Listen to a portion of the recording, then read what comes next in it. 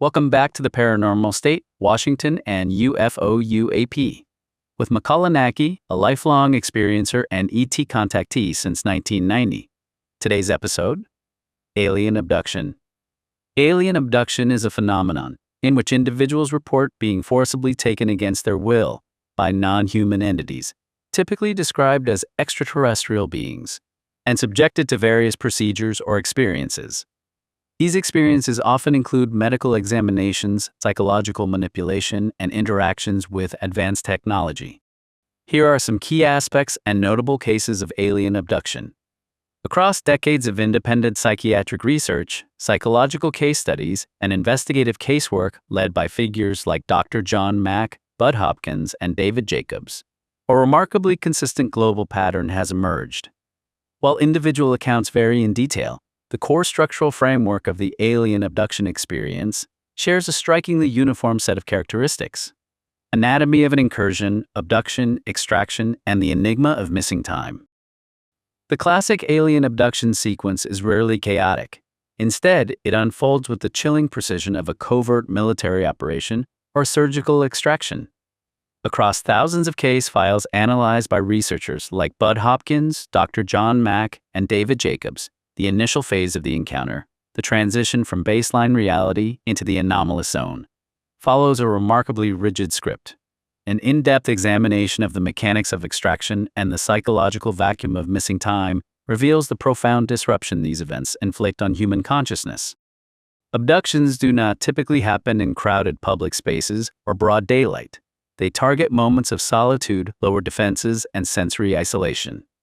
The vast majority of reported abductions begin in the bedroom in the dead of night. Victims are taken directly from their beds, often while sleeping deeply.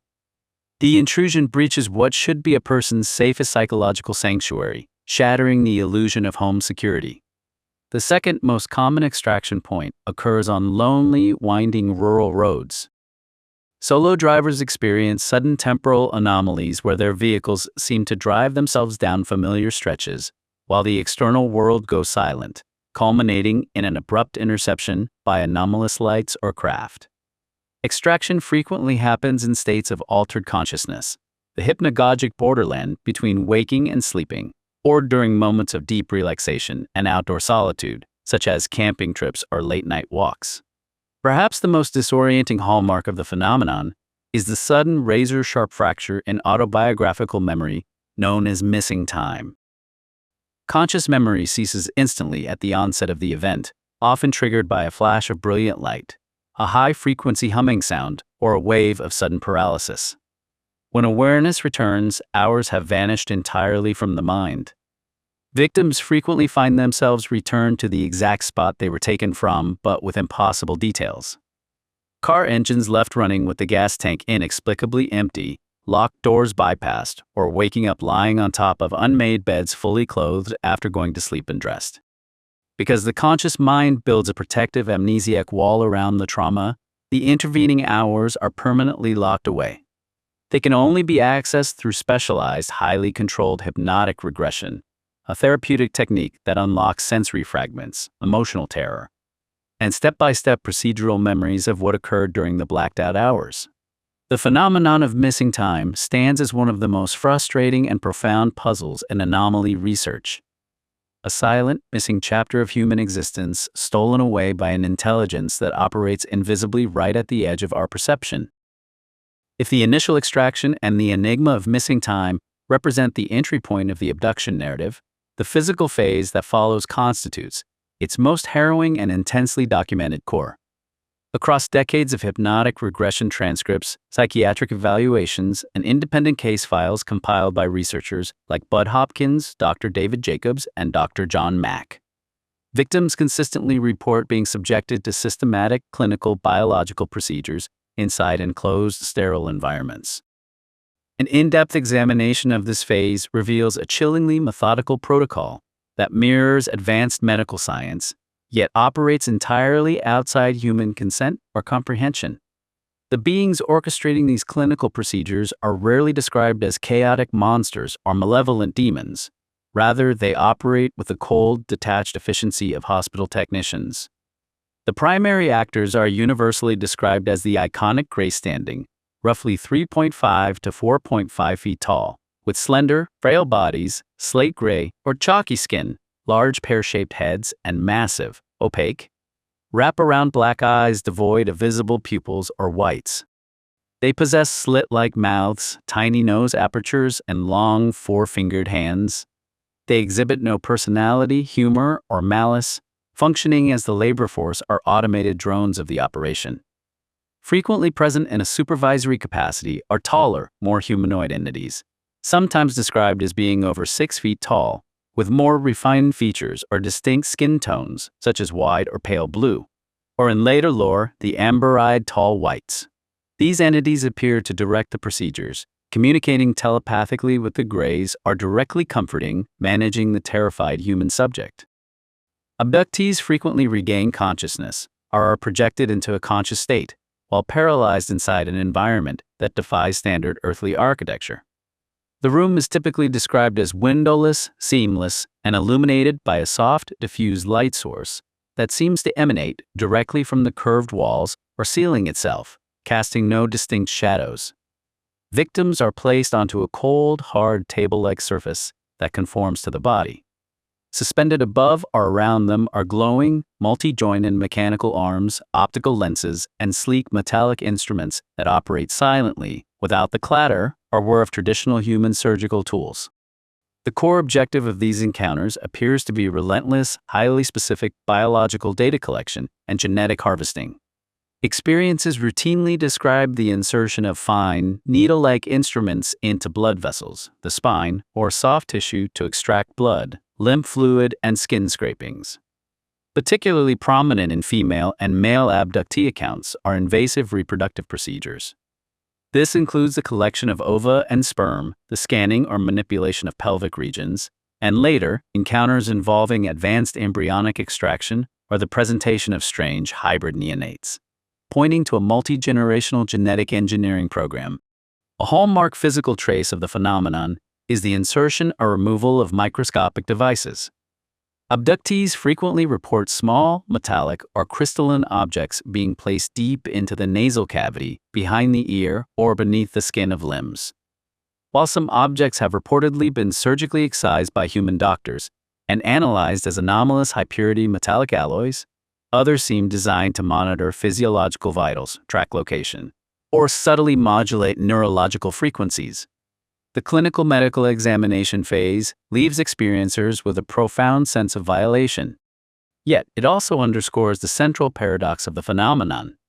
Why would an intelligence capable of bending spacetime, traversing interstellar distances, or manifesting through dimensional boundaries require primitive physical tissue, blood, and genetic material from human beings? Whether viewed as a literal biological salvaging operation by a dying race or as the clinical diagnostic routines of synthetic biomachines studying the mechanics of a soul-infused vessel, the examination room remains the most enduring and unsettling mystery of the abduction experience. The silence of the mind, telepathic communication, and hive mind directives in abduction lore. Within the clinical theater of the alien abduction experience, one of the most psychologically disorienting features is the complete absence of spoken language. There are no muttered instructions, no whispered threats, and no human vocalizations. Instead, communication unfolds in absolute, eerie silence, transferred directly across the gulf between minds through an advanced, non-verbal transmission. An in-depth examination of this telepathic dynamic reveals a sophisticated psychological manipulation that reinforces the alien, machine-like nature of the phenomenon. When the Greys or their taller overseers communicate, they bypass the auditory system entirely, depositing complex packages of data directly into the experiencer's consciousness. Abductees frequently report that the communication does not feel like hearing an internal voice speaking English or any other human language. Rather, it is the instantaneous download of fully formed concepts, complex instructions, emotional intents, or visual imagery. A single burst of telepathic data can convey an entire scenario, command, or concept in a fraction of a second. The directives given during these episodes are absolute and non-negotiable. Victims report being commanded to lie still, look here, or do not be afraid. Because the thought is injected directly into the victim's cognitive stream, it creates a terrifying psychological blur, where it becomes difficult for the experiencer to initially distinguish their own internal thoughts from the foreign commands being beamed into their head. The emotional landscape of an abduction encounter is defined by a jarring asymmetric paradox. The human subject is drowning in a tsunami of primal terror, while the entities operate with absolute chilling emotional flatness. Abductees routinely emphasize that the entities are not sadistic. They do not derive pleasure from human suffering, nor do they pause out of compassion when the victim cries out or experiences agonizing pain. They function with the total, unfeeling detachment of laboratory technicians examining a specimen under a microscope or surgeons executing a rigid medical protocol. In many detailed case files, such as those documented by Bud Hopkins and Dr. John Mack, victims note that when their panic threatens to disrupt the procedure, the entities will project a wave of forced, artificial calmness directly into the victim's brain.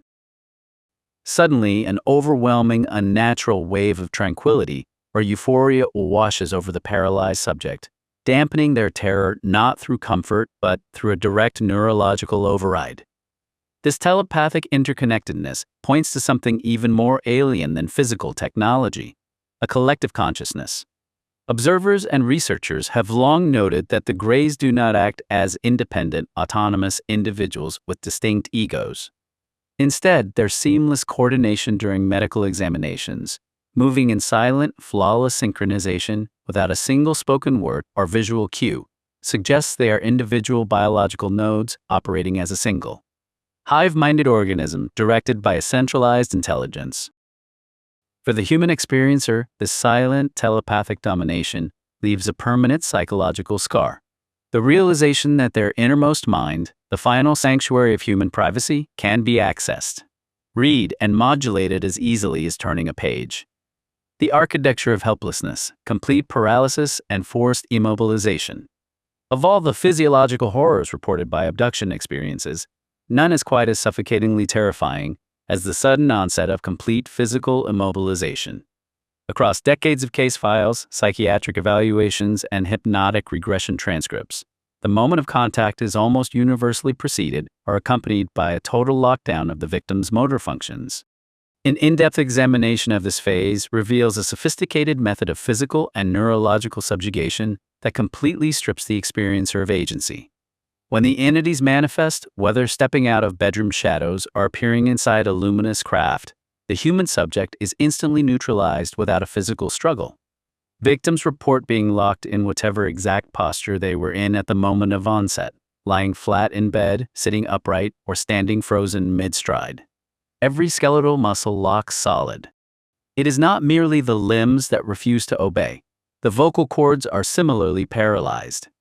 Experiencers describe screaming frantically in their minds, trying desperately to call out to a sleeping spouse beside them or cry for help, yet not a single sound or breath escapes their lips.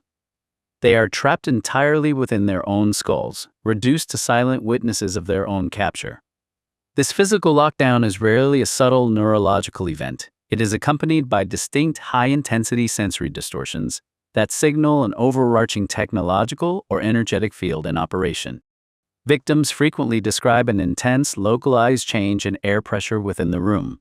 A suffocating physical heaviness presses down on their chests, making breathing difficult, as if an invisible weight or gravitational field has been dialed up around them. Almost universally, the onset of paralysis is heralded by a distinct auditory phenomenon, a piercing high-frequency ringing, a mechanical hum, or a pulsing, low-end vibration that seems to rattle inside the skull rather than entering through the ears. The complete inability to fight back or flee triggers an instantaneous, catastrophic surge of primal evolutionary panic. Yet, this is where the entity's control mechanism becomes exceptionally precise. When the victim's sheer terror threatens to overload the situation or interfere with the unfolding protocol, the entities frequently intervene. Rather than soothing the human verbally, they deploy a direct neurological override. Abductees routinely report that mid-panic, an unnatural, overwhelming wave of absolute calm or forced euphoria is suddenly beamed into their consciousness. The terror doesn't fade naturally, it is abruptly switched off by an external signal, leaving the victim emotionally numb, docile, and compliant, while the medical procedures proceed unhindered. Skeptics and sleep researchers frequently point to this exact paralysis phase to argue that abductions are merely severe episodes of sleep paralysis, a natural parasomnia where the waking mind regains consciousness while the body remains locked in rematonia, accompanied by hypnagogic hallucinations. However, anomaly researchers and experiencers note the stark divergence. True sleep paralysis is usually a static, terrifying hallucination confined to the bed, whereas the abduction narrative involves an active, externalized sequence where the paralyzed subject is physically removed from the room, subjected to uniform clinical procedures, and left with missing time, corroborating physical trace evidence, and shared multi-witness anomalies. Whether an internal neurological glitch or an external technological field projected by non-human intelligence, the absolute paralysis of the human body remains the ultimate instrument of control in the abduction dynamic. One of the most unsettling realities uncovered by decades of psychiatric case files and independent investigative fieldwork is that alien abductions are almost never isolated, one-off events. Once an individual is touched by the phenomenon, it rarely lets go. Instead, it unfolds as a lifelong, meticulously monitored relationship that spans decades and frequently spans entire family bloodlines. An in-depth examination of this lifelong recurrence reveals a pattern so structured and pervasive that researchers have mapped it as a multi-generational biological tracking program. When investigators like Bud Hopkins and Dr. David Jacobs conducted regressions with adult experiences, they consistently found that the timeline of encounters began long before adulthood, stretching back into the earliest years of childhood. Many experiences report their earliest memories of anomalous contact, occurring between the ages of 3 and 5. In these early accounts, the entities, often recalled initially as friendly figures, glowing lights, or strange animals such as large owls, insects, or floating spheres, visit the child in their bedroom. Psychologists and researchers noted that the human mind of a young child cannot easily process the jarring, terrifying reality of non-human entities and medical procedures. To protect the developing psyche, the mind often manufactures a screen memory, a benign, mundane illusion, such as seeing a cartoon character, a glowing orb, or a harmless animal that masks the true, terrifying nature of the visitation until deep hypnotic regression strips away the veil later in life. As the individual grows, the nature of the encounters evolves. Childhood bedroom visitations transition into adolescent anomalies, missing time episodes during teenage driving years, and eventually full-scale clinical abductions and reproductive monitoring throughout adulthood. Perhaps the most alarming discovery in modern ufological research is that the abduction phenomenon does not target individuals at random, it targets families. Pioneering researchers quickly realized that if one member of a family was an active experiencer, parents, siblings, and children were frequently found to share identical histories of missing time, anomalous scars, unexplained nosebleeds, and nocturnal visitations. In works like Bud Hopkins' Intruders and David Jacobs' Secret Life, case after case revealed maternal grandmothers, mothers, and daughters, all being integrated into the exact same generational tracking cycle. This familial clustering heavily reinforces the theory that the phenomenon is driven by a long-term, highly organized genetic or biological mandate. Rather than random visitors dropping in from the stars, the systematic monitoring of bloodlines suggests an ongoing generational program designed to track, harvest, or alter human hereditary lines across decades. Living with a lifelong, repeating anomaly inflicts a unique psychological burden. Experiences cannot simply chalk up an event to a one-time hallucination or a bizarre dream. They must navigate a reality where their bodies, memories, and bloodlines are continually intercepted by an unknown intelligence. It forces the individual into a state of hypervigilance, forever caught between the mundane world of daily life and the silent, recurring shadow of the abduction cycle. The aftermath of an alien abduction leaves a profound, deeply destabilizing footprint on the human psyche. Unlike standard trauma, which stems from human violence, natural disasters, or accidents, an abduction shatters an individual's fundamental worldview regarding reality, safety, and human sovereignty. An in-depth examination of this aftermath reveals a fascinating, dual-natured psychological journey. one that begins in absolute terror and isolation, but frequently terminates in a radical spiritual metamorphosis. For most experiences, the conscious realization or hypnotic recovery of an abduction triggers severe psychological fallout that mirrors intense combat trauma. Experiencers routinely suffer from classic post-traumatic stress disorder symptoms, including chronic hypervigilance, severe insomnia, intrusive flashbacks, night terrors, and debilitating anxiety triggered by mundane things like bright lights, humming sounds, or sleeping in the dark. Compounding the internal trauma is the agonizing fear of social disclosure. Because mainstream culture routinely mocks or pathologizes accounts of non-human encounters, victims are forced to suffer in absolute silence. They cannot confide in spouses, family, or medical professionals for fear of being institutionalized, losing their jobs, or facing public mockery, leading to profound psychological isolation. Despite the harrowing, violating nature of the initial ordeals, a striking number of long-term experiences undergo a profound psychological and spiritual reversal over time. The terrifying encounter acts as a violent crowbar pried open against the materialist worldview. Once an individual realizes that physical reality is permeable, and that non-human consciousness is interacting directly with humanity, their baseline perception of existence alters permanently. Abductees frequently report developing an overwhelming acute sense of planetary stewardship. They describe a heightened empathy for the Earth, deep ecological awareness, and an urgent concern regarding humanity's destructive trajectory, particularly concerning nuclear proliferation and environmental degradation. Rather than remaining trapped purely in fear, many experiences integrate the trauma into a spiritual awakening. They report a sudden surge in intuitive, telepathic, or psychic sensitivities, an intense draw toward meditation and metaphysics, and a reframing of their terrifying ordeal. They begin to view the abduction not merely as an act of malicious violation, but as a harsh, unchosen, and mandatory catalyst for deep inner evolution, forcing the human soul to wake up to the vast, multidimensional universe it inhabits. While thousands of individuals have reported anomalous encounters with non-human entities, a select few historical cases have broken through cultural skepticism to define the entire canon of modern ufology. These foundational events establish the standard template of the abduction phenomenon, complete with missing time, medical examinations, physiological paralysis, and profound psychological fallout.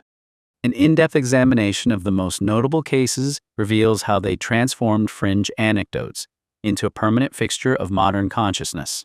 1. Betty and Barney Hill, 1961. The archetypal encounter. The modern alien abduction phenomenon was officially born on a desolate stretch of road in rural New Hampshire on the night of September 19, 1961.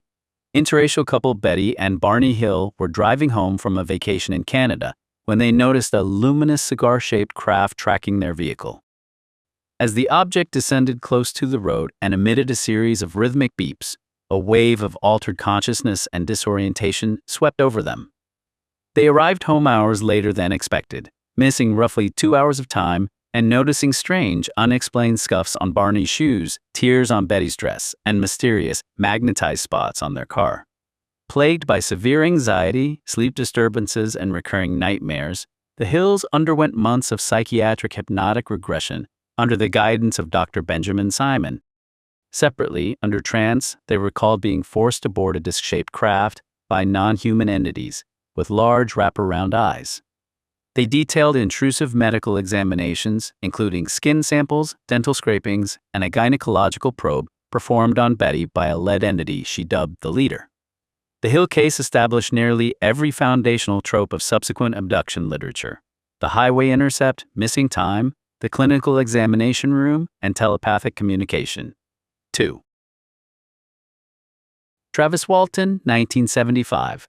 The most documented physical abduction.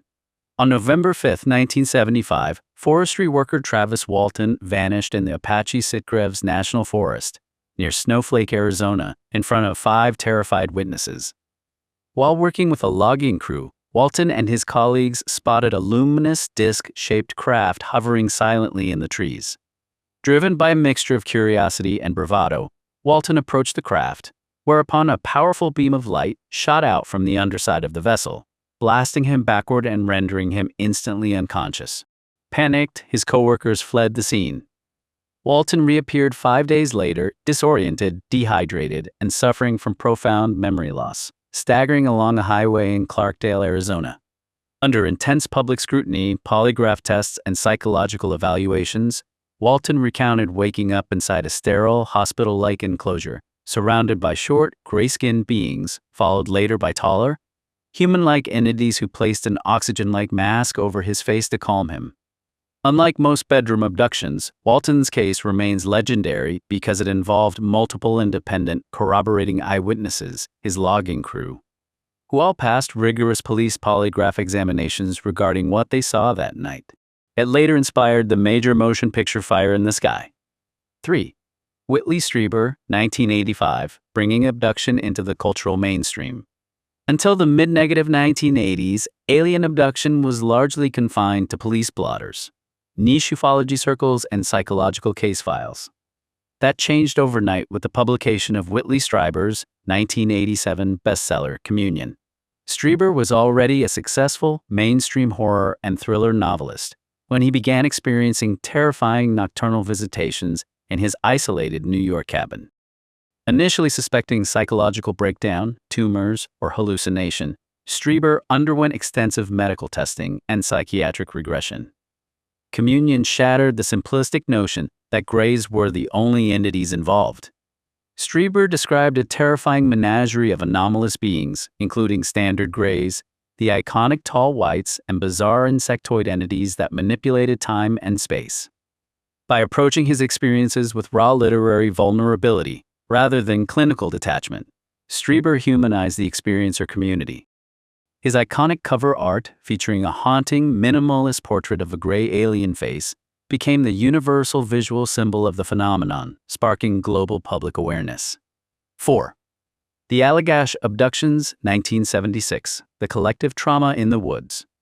Occurring on the night of August 20, 1976, along the remote Allagash Waterway in northern Maine, this case remains one of the most compelling multiple-witness abduction events on record. 4 young men, twin brothers Jack and Jim Weiner, along with their friends Chuck Rack and Charlie Foltz, were on a wilderness camping and fishing trip. While night fishing on Silver Lake, they noticed a glowing, luminous orb hovering above the tree line, changing colors and casting an unnatural beam of light toward their canoe. Attempting to signal the object with a flashlight, the men were suddenly struck by a blinding flash of light. The next thing they consciously registered was standing dazed on the shore of the lake, watching the object vanish into the night sky. Their campfire, which they believed had been burning for only a short time, was reduced to cold, white ash, and they were missing hours of time. Years later, plagued by chronic nightmares and severe psychological distress, the 4 men underwent independent hypnotic regressions with renowned investigator Anthony Constantino. Separately, Alpha recalled being levitated ashore, taken aboard a craft, and subjected to humiliating clinical, biological sampling by gray entities. The Allagash case is frequently cited by researchers because 4 independent witnesses, separated by distance and life paths, recalled the exact same sequence of extraordinary events under hypnosis, reinforcing the objective reality of the trauma they endured. Whether evaluated as physical incursions by non-human intelligence, advanced military psychological operations, or manifestations of deep human trauma, these landmark cases demonstrate that the abduction phenomenon is remarkably standardized across decades, continents, and witness demographics. They stand as enduring testaments to the mysterious, unyielding friction between human consciousness and the unknown. The alien abduction phenomenon sits at the volatile intersection of psychology, sociology, folklore, and empirical anomaly research. Because the accounts are so vivid, uniform, and emotionally devastating to those who experience them, researchers across diverse scientific and alternative fields have spent decades attempting to answer a single fundamental question: what is actually happening to these individuals? An in-depth examination of the primary schools of thought reveals the deeply polarized debate surrounding the phenomenon. Mainstream science and academic researchers predominantly approach the abduction narrative through the lens of human neurobiology and psychological coping mechanisms. A leading physiological explanation attributes abduction accounts to sleep paralysis. During the transition between rapid eye movement, REM, sleep, and waking consciousness, the body remains paralyzed while the conscious mind wakes up. This state is frequently accompanied by vivid hallucinations, a sense of a heavy, crushing weight on the chest, auditory ringing, and terrifying visual apparitions, mirroring classic bedroom abduction vignettes down to the finest detail. Psychologists note that individuals who report abductions often score high on scales of absorption and fantasy proneness, or have histories of repressed childhood trauma. In these models, the mind creates elaborate narrative structures, screen memories to mask or process deep-seated psychological distress, turning internal emotional trauma into an externalized narrative of invasion. Skeptics and sociologists argue that the phenomenon is largely shaped, reinforced, and propagated by cultural exposure rather than objective reality. Proponents of this theory point out that the classic physical description of the gray alien, small, thin, hairless, with large wraparound black eyes, did not exist in widespread folklore prior to the late 19th and early 20th century. It only entered the collective consciousness through science fiction pulp magazines, television shows such as The Outer Limits and Close Encounters of the Third Kind, and widely publicized cases like Betty and Barney Hill. Once an archetype is established in media, it becomes a template. People experiencing bizarre psychological or physiological anomalies unconsciously map their experiences onto the dominant cultural script of the era, resulting in standardized reports. In direct opposition to materialist skeptics, ufologists, independent investigators, and experiences themselves argue that the cumulative weight of the evidence points to a literal objective reality. Researchers like Bud Hopkins and Dr. David Jacobs argued that the sheer uniformity of reports, often given by children, rural workers, or individuals completely unread in UFO lore, defies simple cultural contamination. Proponents highlight tangible physical evidence. Unexplained dermal scars, sub-dermal implants recovered and analyzed by independent laboratories, physiological radiation burns, and multiple witness corroboration, such as the Allagash and Travis Walton cases, where polygraph tests and shared trauma logs suggest an external physical event. As the limitations of the nuts and bolts spaceship from Zeta Reticuli hypothesis became apparent, many modern researchers and contactees pivoted toward a high strangeness paradigm. Pioneered by researchers like Jacques Vallée and John Keel, this theory suggests that the entities are not visitors from another star system, but indigenous non-human intelligences sharing Earth's multi-dimensional space. They operate across the electromagnetic spectrum and manipulate reality, acting as modern tricksters or dimensional entities. In this view, modern alien abductions are simply the technological translation of ancient shamanic initiations. Just as ancient cultures spoke of spirit guides dragging initiates into the underworld for dismemberment on spiritual rebuilding, modern abductees undergo an identical psychological and metaphysical breakdown that forces a radical expansion of consciousness, bridging the gap between ancient soul mechanics and modern high-tech folklore. Recommended resources and further reading. For those wishing to dive deeper into the documentation, primary source interviews, and historical foundations of the abduction phenomenon, several landmark books remain essential reading. Communion by Whitley Strieber, the groundbreaking 1987 memoir that brought nocturnal visitations and non-human encounters into the cultural mainstream with raw literary vulnerability. The Interrupted Journey by John G. Fuller. The definitive 1966 account documenting the Betty and Barney Hill case, detailing the transcripts of the first widely publicized alien abduction under hypnotic regression. Intruders by Bud Hopkins, a foundational investigative text focusing on physical trace evidence, lifelong generational patterns, and the mechanics of the abduction and reproductive harvesting cycle. Secret Life by Dr. David Jacobs, a rigorous, deeply unsettling academic examination of the abduction phenomenon based on decades of case files and hypnotic regression data from hundreds of subjects. The phenomenon of alien abduction remains one of the most polarizing and fiercely debated topics of our time, straddling the line between bleeding-edge science fiction, profound spiritual transformation, and the uncharted depths of human consciousness. Reflecting on the strange lore surrounding Akinori Kimura, the Japanese apple farmer from Hirosaki City, who achieved the seemingly impossible by cultivating the miracle apple one, is struck by a profound paradox. According to accounts of his alleged encounter, Kimura's revolutionary chemical-free farming method was not born from conventional science, but taught to him during direct contact with extraterrestrial intelligence. Yet his story shatters the comforting illusion of a singular, benevolent cosmic brotherhood. During his experience, Kimura reportedly witnessed a chilling division. While his own group engaged in a harmonious, spiritually elevating communion that offered wisdom on restoring the Earth, another group of humans was led down a very different corridor. Later, while watching a television documentary on UFO abductions, he recognized a fellow human from that other room, a person recounting a nightmarish ordeal of cold, clinical, and horrific experimentation. This stark polarization raises a deeply unsettling question. How can two entirely opposite realities, divine ecological enlightenment and brutal, torturous abduction, coexist as two sides of the same cosmic coin?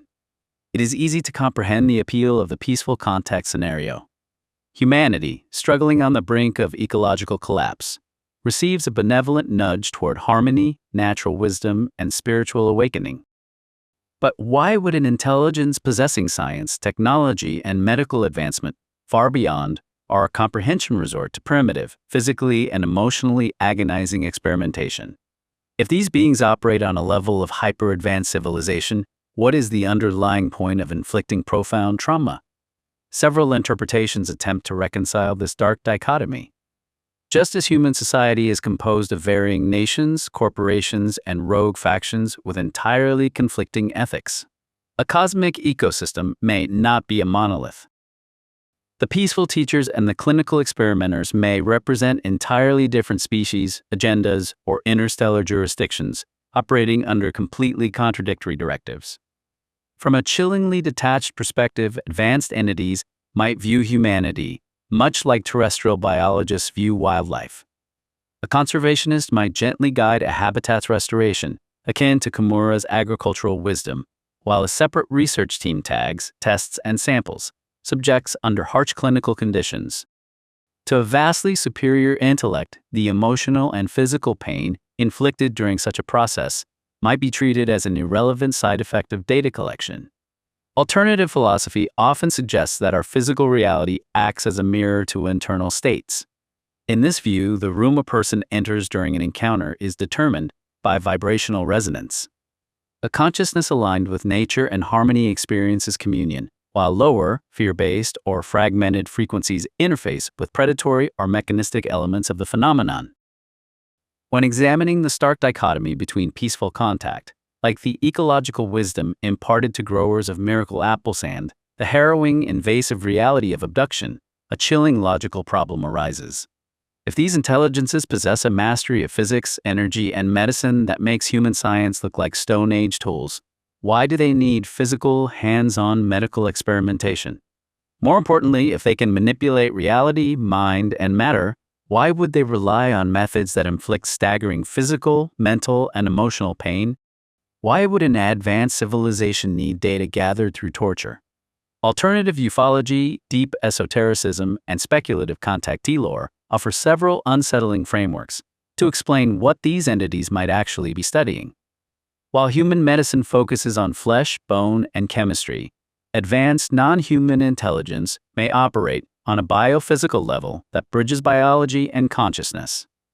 Theories within fringe research suggest that these entities are not just studying human anatomy for biological repair, but are trying to map the interface where the physical body anchors the non-physical soul or consciousness field.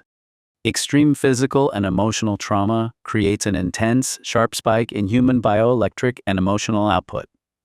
From a cold mechanistic perspective, the sheer terror and agony of an abductee might act like a diagnostic stress test, illuminating how consciousness reacts when violently stressed away from its physical anchor. One of the most persistent themes across global abduction literature is the creation of a hybrid species. Proponents of this theory suggest that these intelligences, frequently associated in lore with the gray archetype face, terminal genetic stagnation, sterility, or a loss of emotional depth and connection.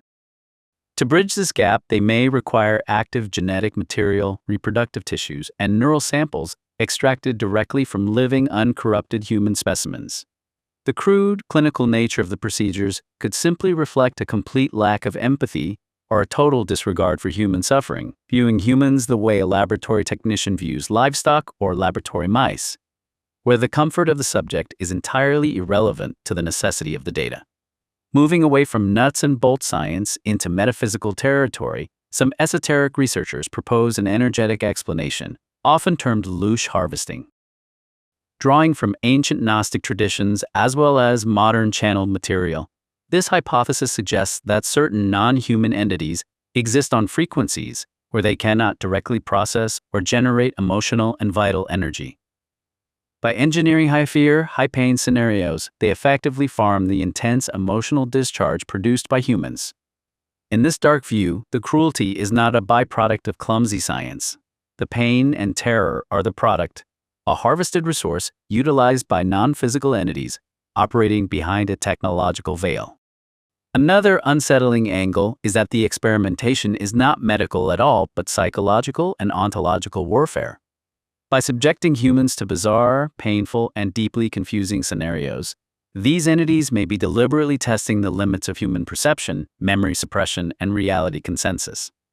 If an advanced group wishes to study how a civilization reacts to systemic disorientation, orchestrating targeted and traceable abductions ensures that humanity remains perpetually confused, divided, and unable to form a unified front against cosmic intervention.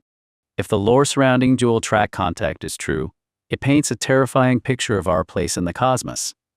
We are not just visitors in a neutral universe. We may be living in a multi-layered ecosystem, where humanity is simultaneously mentored as stewards of the Earth and harvested as specimens in a hidden laboratory. The core mystery remains: are we dealing with two completely different species with opposing moral codes, or is it a single intelligence wearing two faces, one that heals the apple tree and one that cuts into the flesh? The core paradox of the abduction narrative strikes at a chilling realization. What if the ultimate prize these entities seek to extract from humanity is not our biological DNA, but our capacity to feel? When observing the archetype of the sterile, hyper-advanced nonlinear intelligence, beings who have purportedly evolved past individual identity, passion, and physical vulnerability, we are gazing at a species that may have reached a terminal evolutionary dead end. They possess vast intellect, technological mastery over physics, and staggering information networks, yet they remain fundamentally hollow.